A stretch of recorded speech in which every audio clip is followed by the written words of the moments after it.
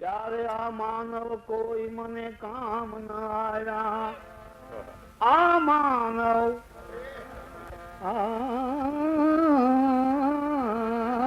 માનવ કોઈ મને કામ ન આવ્યા. આ પથ્થર થી હું સામે પાર ઉતર્યો. સાંભળો મનગમતા માનવ, પથ્થર પસંદ મેં આમ કર્યો. પથ્થર પસંદ મેં આમ કર્યો. માગે એક ને આપે બીજું.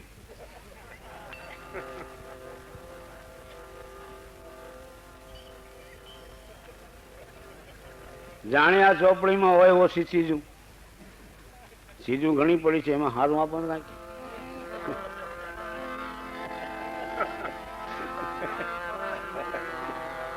માગે એક આપે બીજું. જાણે આ ચોપડીમાં ઓછી હોય ચીજું.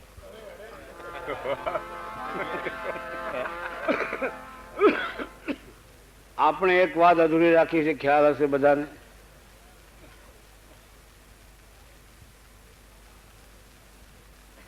પ્રેરિત પાસે શિક્ષિત કોઈ ચીજ નથી. ઘણા બુદ્ધિજીવી લોકો હોય એ એટલી વાત કરી એ મગજમાં રાખે કે આટલી વાત કરી હતી પછી એનું કાંઈ આવ્યું જ નહીં. પછી એમ ન થવું જોઈએ. વાતનું કાંઈક રહસ્ય સમજાવવું જોઈએ. જે વાત કરી એનો એન્ડ પણ એટલે અંત હોવો જોઈએ. એટલે કવિ વિશે આપણે થોડીક ચર્ચા કરી તો ઘણા લોકો અમુક વાતને બહુ વધારે પડતું મહત્વ આપી દે. યોગ્ય નહીં. વિશેષણ જેટલું અપાતું હોય એટલું આપો તો સારું લાગે. પણ હવા રૂપિયો આપણને કોઈ આપે તો આપણે કે આ તો કરણ જેવો છે, માં દાનેશ્વરી કરણ જેવો. એટલે કરણ જેવો પણ કઢી ખાતો ત્યાં સુધી રેગાડવાનો થતો કે કરણ જેવો. અરે ભાઈ, કરણ આવા ન હોય. ત્યાં કરણ ઓસાયો નથી ભાડ્યો હજી, પણ વખાણે ને કોણ ના પડે. એમ એક જગ્યાએ એવો પ્રશ્ન નીકળ્યો કે ભાઈ જેને કવિ બનવું હોય એને ભૂજ તો જવું જ પડે, તો જ કવિ બનાય. ભૂજ જાય તો જ કવિ થાય. એટલે મેં મનમાં વિચાર કર્યો, હાલો આ તો નવીન કહેવાય. ભૂજ ન જાય તો કવિ ન થાય. તો મેં કીધું આ બાઇબલ છે કે ઈસુ ખ્રિસ્ત થઈ ગયા, એમાંય કવિઓ ઘણા થઈ ગયા, એ બધા ભૂજ આવી ગયા છે. મીરાબાઈ, કબીર, તુલસી, નરસિંહ મહેતા, ઈશરાસો પરમેશ્વરા. પણ હકીકતમાં થોડુંક ભાવના હિસાબે માણસ વધારે બોલી જાય. એટલું બધું નહીં બોલવું. એટલે કીધું છે કે પ્રેરિત પાસે શિક્ષિત કોઈ ચીજ નથી. એક રાજાએ કવિઓનું સંમેલન કર્યું. નાની એવી વાત છે. જો પ્રેરિત કોને કહેવાય અને શિક્ષિત કોને કહેવાય. સંમેલન કર્યું. 2 મહિના આગળથી બધે જાહેરાતું તેથી કઈ આ પેપર કે છાપમાં કે એવું કઈ નહોતું. માણસ દોડાવતા ટોકરા કડે બાંધાવીને. એટલે કે ભાઈ ફલાણા દિવસે ફલાણી તિથિએ આ તારીખે આ કવિ સંમેલન છે. દેશ પરદેશી કવિઓ ભેગા થયા, ખૂબ કવિ ભેગા થયા. અને વણજાર હાલી કવિઓની. એક ગામડું ગામ, એમાં એક ચારણનું ઘર. ગરીબમાં ગરીબ ચારણ. એવા કપડાં હતા, એમાં થીગડા એટલા હતા કે અસલ લુગડું ગોતો જ ન જડે એટલા તો એમાં થીગડા મારેલા હતા. અને એને પણ અંદરથી માતા સરસ્વતીએ પ્રેરણા કરી કે હું પણ આ મારામાં કાંઈક કવિત્વ પણ તો નથી, પરંતુ કવિઓના દર્શન તો મને થાય. જેને માતા શારદાની કૃપા મેળવી છે એવા પુરુષના દર્શન થાય તો એ આપણા માટે સારું છે. આવા ઊંચા ભાવથી એણે નક્કી કર્યું કે આપણે સંમેલનમાં જવું. એને એકનો એક દીકરો 8 વર્ષનો. એક બાદશાહે કીધું તો જેનો છોકરો રૂપાળો ખૂબ હોય એને લઈ આવો અહીં. એટલે સીધી જઈને પોતાના છોકરાને લઈ આવ્યો.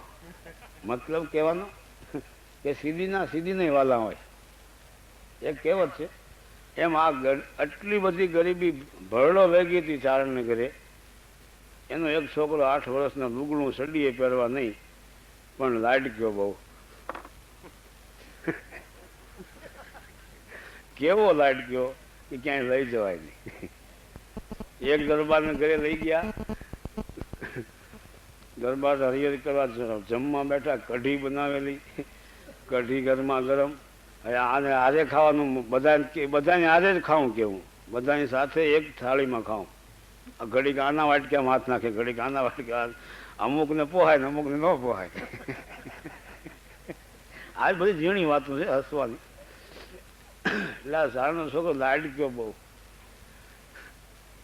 લાડક્યો એવો કે આ ચર્ચા સાંભળી કે મારા બાપુજી સંમેલનમાં જવાના છે કવિના. કે મારે આવવું છે કે ભાઈ તારું ત્યાં કાંઈ કામ નથી, નકામાં મારે એક તો લુગડા પહેરવા નથી, પગમાં જોડા નથી, હાલીને જવાનું છે. એમાં પાછો મારે તારો ભાર ઉપાડો, ખંભે બેહાડવો પડે. 8 વર્ષનો કેટલું હાલી શકે? ના, કે મારે આવવું છે. રાજી રાખવા માટે હા પાડી. એને વિચાર કર્યો કે 4 વાગે ઉઠીને હાલતું થઈ જાવ એટલે હું તો હોય ત્યાં. આ 4 વાગે કવિ જાગ્યા અને કપડાં ખમા એ જ હતા પહેરવાના, બીજા તો કાંઈ નવા કાંઈ હતા નહીં. એટલે એ હાથ પગ મોઢું ધોઈ અગરબત્તી માતાજીને કાંઈક દીવો ધૂપ કરી કે હે માં મારી સહાયતા કરજો, કવિઓના મને દર્શન થાય અને કાંઈ પણ વિઘન વગર હું પાછો આવી જાઉં ઘરે.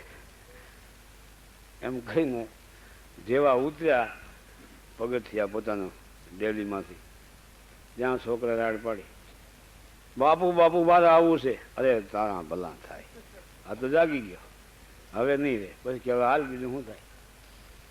હાલતા થયા.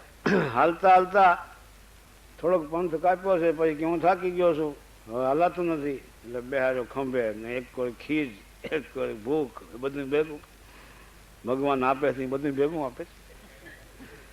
આમ આપે છે તો ભેગું આપે છે, ને આમ આપે તો ભેગું આપે છે. એની એક લીલા જોવા જેવી છે.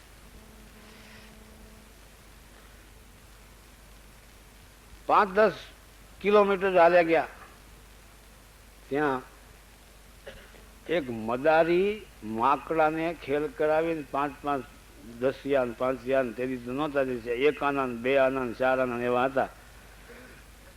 એને 5-10 રૂપિયા હાન થાય કે કમાયેલી 5 રૂપિયા. એ માકડાને જીવન નિર્વાહ માટે એને એક બકરી રાખેલી. બકરીનું દૂધ આ માકડાને પાય, ગામમાં જઈને ખેલ કરે. બપોરનો ટાઈમ, માકડાને એક ઝાડ સાથે બાંધ્યું હતું. એટલે એ ઘડીક થાય ઉપર ચડે ને વળી ઉતરે, વળી ઉપર ચડે ને વળી ઉતરે. એટલે છોકરો હતો ને કવિનું, બાપુ બાપુ કા ઓલું શું છે, એક લાફો મૂકી કે માકડું છે ઓળખતો નથી કે. તો કે ઠીક, એ શું કહેવાય? માકડું. માકડું કહેવાય ને. જે વાનર જે કે છે એના કાળા મોઢા હોય, ઓનું લાલ મોઢું હોય. માકડામાં એટલો ફેર હોય. ઘણા એમને ખબર ન હોય કે માકડું એટલે હું.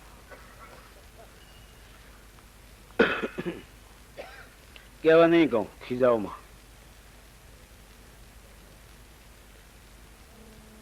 2-4 કિલોમીટર આગળ ગયા, ત્યાં એક બેન માથે હુંડો ને એમાં વાની ઉકળે નાખવા જાય.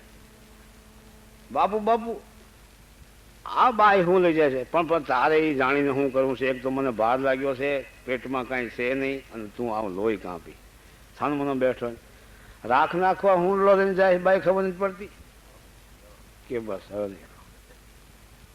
એમ કરતા કરતા આગળ ગયા. એક વાડી આવી, કોઈ સુખી માણસની તમારા જેવા. વાડીને ધોરીએ એરંડાના ઝાડ બહુ મોટા મોટા. બાપુ બાપુ આ શું છે? એટલે હળવે એક ઠપાટ મારી, એરડા નથી ઓળખતો કે? તો કે હું તો ઓળખતો તો કહું નહીં ને. આને એરંડા કહેવાય. ત્યાંથી આગળ આવ્યા ત્યાં એક સિંધી લોકો બાળધા લઈને બળદ વેચવા જાય. બાપુ બાપુ આ બધું શું છે? તો કે પણ તારે એ જાણીને શું કરવું છે? એ બધા સંધિ છે, સંધિ બળદ વેચવા જાય છે. એમ કરતા કરતા મતલબ કહેવાનો પહોંચી ગયા જ્યાં સંમેલન હતું. હવે અહીંયા તો ઠેઠ બૂટ પાસે બેહવાનો વારો આવે. હવને જ્યાં જો શરણદાસિયા પડ્યા હોય ત્યાં નંબર લાગે ને, ઊભા રહ્યા બિચારા, ખાવા પીવાનું ખેંચેલા ઊભા. છોકરો ખંભે બેઠો છે. કવિઓ એક પછી એક દુહા કહે છે, કોઈ છંદ કહે છે, કોઈ કાવ્ય કહે છે. એમ કરતા કરતા પછી મહારાજે હુકમ કર્યો કે હવે એક કવિ દુહો બોલે ને બીજો એનો અર્થ કરે. આ હાલ્યો પ્રશ્ન અવતર. માલિકો ચાંદીના પડદા જેવી દાઢીયું 90 વર્ષના આંટો મારી ગયેલા કવિઓ હતા. મીંડા તો અરસપરસ બોલવા એનો જવાબ મીંડા મળવા. એમ કરતા કરતા લગભગ કાર્ય પૂરું થવા આવ્યું તો મહારાજાએ કીધું, ભાઈ હવે કોઈને બોલવાની ઈચ્છા છે તો ઊંચી આંગળી કરે. ઊંચી આંગળી કરવાનું કીધું એટલે આના બાપને ખબર ને, છોકરાએ ઊંચી આંગળી કરી નાખી. તો તો રાજાઓ હતા ને ભાઈ, રાજાઓમાં એક બહુ મોટો ગુણ હતો કે અન્યાય કોઈને થવો ન જોઈએ. નજર પડી, માણસોને કીધું બોલાવેલા ઓલા ભાઈને, ત્યાં તો ફાળ પડી કે હા હવે શું કરું? મારા લુગડા જો, મારી હાલત, મારે એમની પાસે વાંધો ને અહીં લાવો. હા કેવા છો? સારણ છે. દેવી પુત્ર છે? આ છોકરો તમારો છે? હા બાપુ માફ કરો, બાળક છે. નહીં નહીં માફ કરવાનો સવાલ નથી, છોકરો તમારો છે કે? હા. તમે કાંઈ જાણો છો? રાજા મહારાજાઓ પણ આગળના રાજાઓ પણ કેવા વિવેકી હતા. 8 વર્ષના છોકરાને કેમ બોલાવે? તમે કાંઈ જાણો છો? હે છોકરું કે છે દુહા કાંઈ જાણો છો? એને બાપે અડગને સીટીઓ ભર્યો બોલમાં. એટલે બચ્ચું છે, સીટીઓ ભરે એટલે રાડ પાડે ને. એટલે મહારાજે ઓલા ભાઈને કીધું તમે બાળકને નીચે મૂકી દો અને કચેરીમાં તમે આવું વર્તન ન કરાય તમારાથી. તમે એક બાજુ ઉભા રહી જાઓ. તમને દુહો આવડે છે? બોલો. મને ફાળ પડી કે હમણાં મોત કરશે. સજા ન કરાવે તો સારું, બીજું બધું ઠીક. કે બોલો કે માકલો ચલે ને ઉતરે. ત્યાં તેના બાપની લાઈટ થઈ ગઈ કે આ તો ઓલું માકડા વાળું જ આવ્યું, બધું મરી ગયા. હવે શું કરું? આ તો બધું કે છે હવે. હા હા હા બોલો બોલો. માકલો ચલે ને ઉતરે, રાખોડા વાળી નાર. રાખ લઈને બાય નાખવા દે ઉકળે. આ તો શબ્દોની વર્ણ હગાઈ આવી, એનો પ્રાસ મેળ આવ્યો, માત્રા મેળ પણ આવ્યો. માકડો ચડે ને ઉતરે ને રાખોડા વાળી નાર. એરંડા કો ક્યાં કરે ને સંધિ કરે પોકાર. હા હા દુઓ બની ગયો. હા કવિઓ આનો અરસ કરો. કવિઓ મંડ્યા ચોપડાને પાના ફેરવવા. આમાં આનો અરસ મળે ક્યાંથી? દાઢીઓ મંડી આમ થવા. 5 મિનિટ, 10 મિનિટ, 25 મિનિટ મહારાજાએ હુકમ કર્યો. આ બાળ કવિએ જે દુહો કીધો છે એનો યથાર્થ જે અર્થ કરે એને 15 મિનિટ આપવામાં આવે છે. જો 15 મિનિટમાં એનો યથાર્થ જો અર્થ નહીં કરી શકે તો બધા કવિઓએ આ બાળ કવિને પાઘડી ઉતારીને પગે લાગવું પડશે. અને પછી પાના મીંડ્યા ફરવા ચોપડાના. સાહિત્ય ભેગા લઈને આવ્યા હતા, ચોથા બાંધી બાંધી. ઓલો એક દુવામાં બધું કામ કાઢી નાખ્યું. ચતુર્નરની એક ઘડીની મૂર્ખની આખી જિંદગી. એટલે એમાં પણ બુદ્ધિજીવી કવિઓ તો હોય ને ભાઈ. એટલે કીધું કે મહારાજા બેઅદબી માફ કરજો. આ બાળ બાળક છે, આ કવિ નથી. એમ કેમ કહો છો તમે? કવિ નથી તો આ કેમ બોલ્યા? આનો કઈ અર્થ ન હોય કે કેમ ન હોય? અર્થ વગરનું કોઈ વસ્તુ હોય ખરી? તમે કવિથી આ શું બોલો છો? અચ્છા, તો માફ કરજો મહારાજા, અમે કદાચ એનો અર્થ ન કરી શકી, પણ યથાર્થ અર્થ એને પાછો કરીને બતાવવો પડશે તો માથા ઝૂકશે. ન્યા વાત આવી. કઈ મહારાજાને એમ થયું કે આ તો બાળક છે 8 વર્ષનું અને શું થશે. પૂછ્યું કે કવિરાજ, આ દુઓ તમે બોલ્યા કે હા, એનો અર્થ તમે કરી શકશો? તઈ એના બાપને ફાળ પડી ગયો. હમણાં કે બધું અમે ઘરેથી સિરાવ્યા વગરના નીકળ્યા, પછી હું થાકી ગયો, મારા બાપે મને ખંભે બેહાર્યો, પછી એક માકડું લઈને મદારી બેઠો હતો, એ માકડું ઝાડવે સડતું હતું ને ઉતરતું હતું. આ બધું કે એના બાપને આ વિચાર આવ્યા કે હમણાં આ બધું કે છે, ફાળ પડી. તો તમે અરસ કરો જોઈએ કે કરું કે એ બાળક છે ને, પહેલી જ વખત આવડી મોટી કચેરીમાં રાફડે ચડીને તો ઘણા રાડું પાડતા હોય, પણ આમાં બોલવું બહુ મુસીબત છે.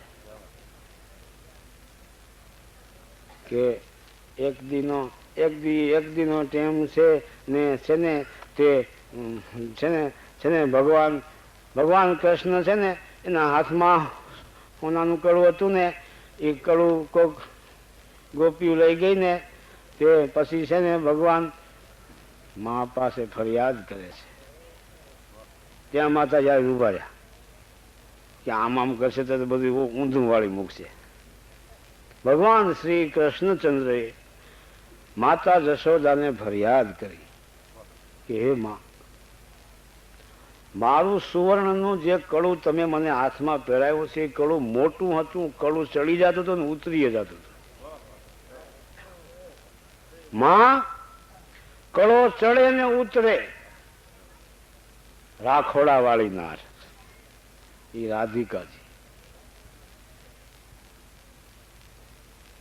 એટલે માતાજી બધી ગોપીઓને ભેગું કરીને મંડ્યા ઠપકો દેવા. એટલે ભગવાને કીધું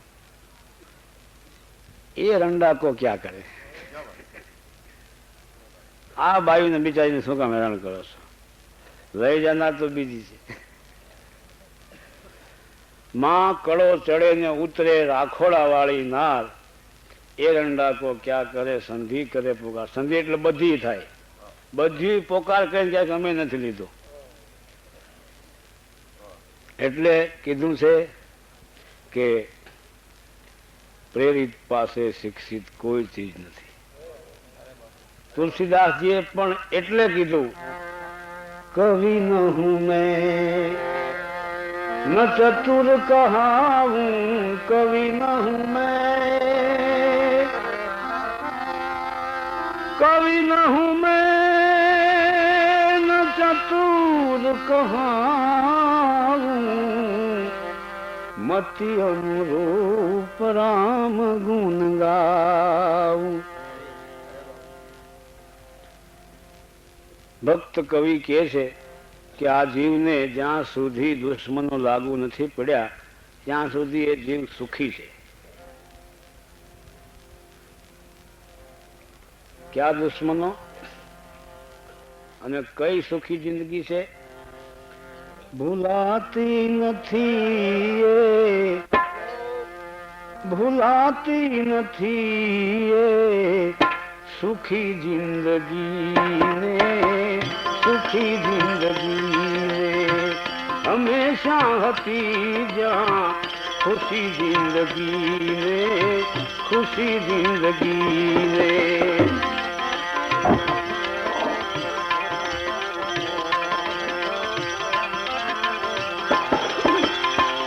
સુખી જિંદગી બાળપણમાં ગુજારી, સુખી જિંદગી,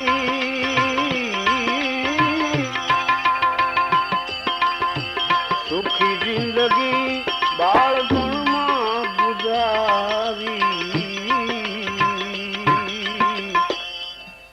પછી આ જુવાનીએ કીધી, એ જુવાનીએ કીધી દુખી જિંદગી, દુખી જિંદગી, જુવાનીએ કીધી દુખી જિંદગી, દુખી જિંદગી.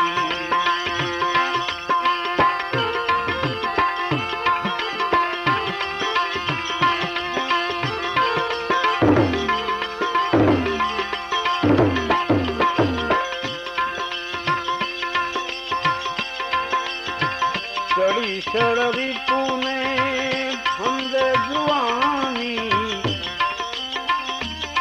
પૂછું ભાઈ. ચડી શરવી પુને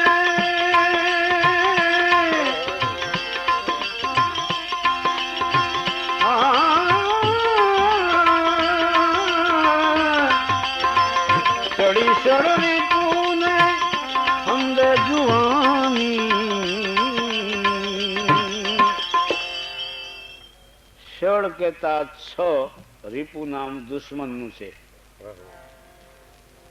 કામ, ક્રોધ, મદ, લોભ, મોહ ને મત્સર, આ છ રીપુ નામ દુશ્મન છે.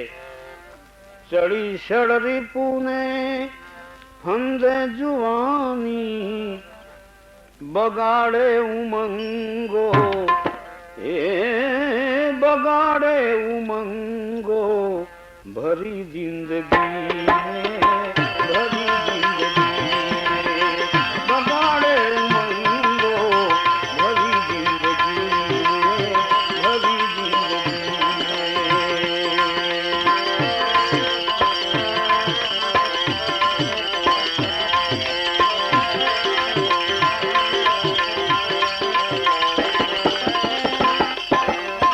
મળે વૃદ્ધપણું ત્યારે પસ્તાવો થાય, મળે વૃદ્ધપણું ત્યારે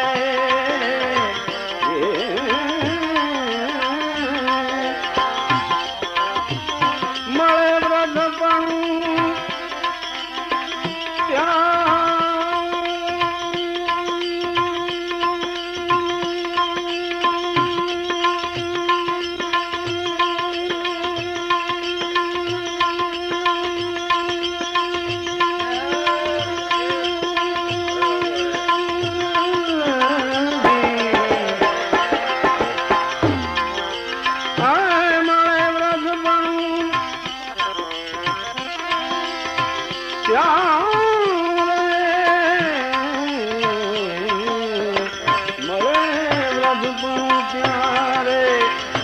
પસ્તાવો થાય, મળે વૃદ્ધપણું ત્યારે, મળે વૃદ્ધપણું, મળે વૃદ્ધપણું ત્યારે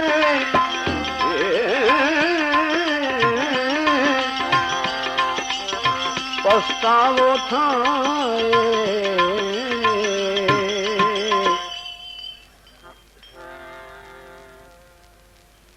65, 70, 72 ને 74 માંથી જાય તો એને આખી દુનિયા બીજી લાગે.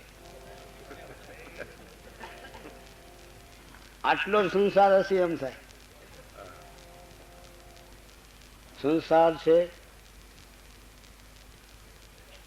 સ્વપ્નું છે. સ્વપ્ના બે, આ જગતમાં સ્વપ્ના બે. એનો અંત, એક સ્વપ્નાનો અંત આંખ ખુલવાથી છે અને એક સ્વપ્નાનો અંત આંખ બંધ થવાથી છે. 90 વર્ષ જીવે અને આંખ બંધ થઈ જાય એટલે સપનું પૂરું.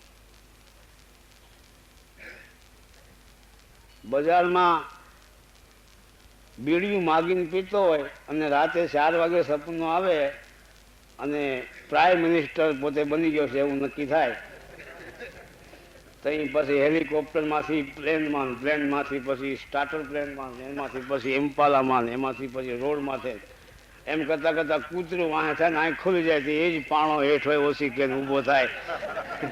આ સપનું પૂરું.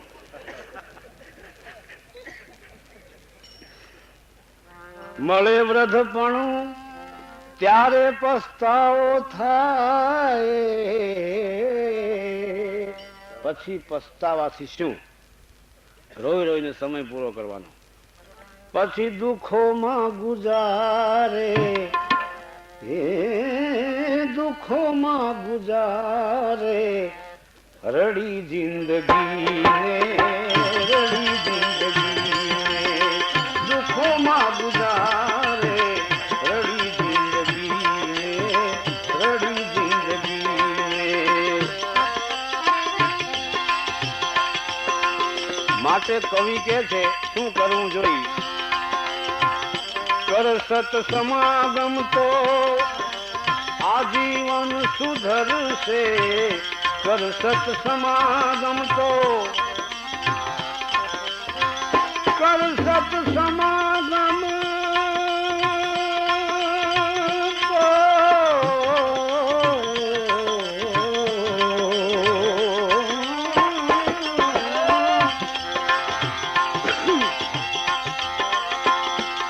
સત સમાગમ તો જીવન સુધરશે, જીવન સુધરશે. કર સત સમાગમ તો જીવન સુધરશે. જીવન સુધર્યું કોને કહેવાય?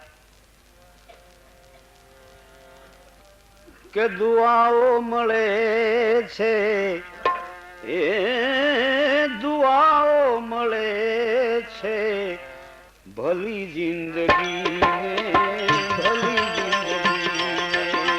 દુઆઓ મળે છે, દુઆઓ મળે છે, ભલી જિંદગીને, ભલી જિંદગીને. ભૂલાતી નથી, ભૂલાતી નથી સુખી જિંદગી, સુખી જિંદગી.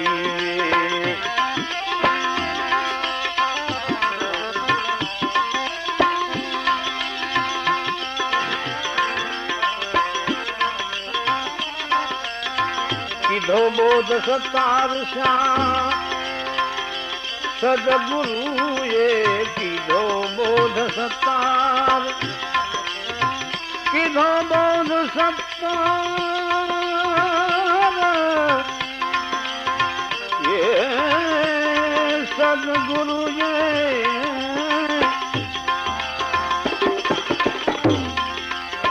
કીધો બોધ સત્તાર શ્યા સદગુરુએ.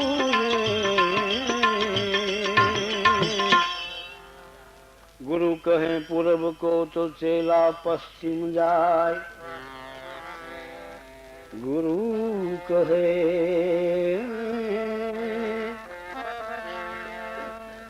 છેલ્લા તેરા પણ કયા કરું નહીં. અટાણે ગુરુ છેલ્લા ને એવા નાતા થઈ ગયા છે, બધો બધ બાંધતા હોય. અરે પણ મારું માનતો નથી. તારું ક્યાંથી માને? બાપનું નથી માનતો.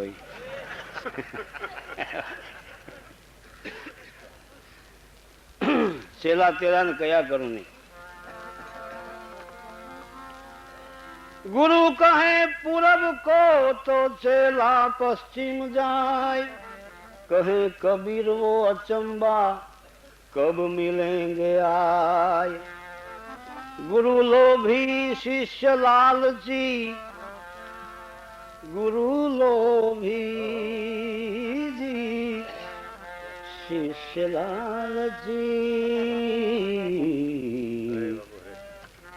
दोनों खेले दाव, दोनों बूढ़े बापड़े, बैठ पत्थर की नाव. दोनों बूढ़े बापड़े, बैठ पत्थर की नाव.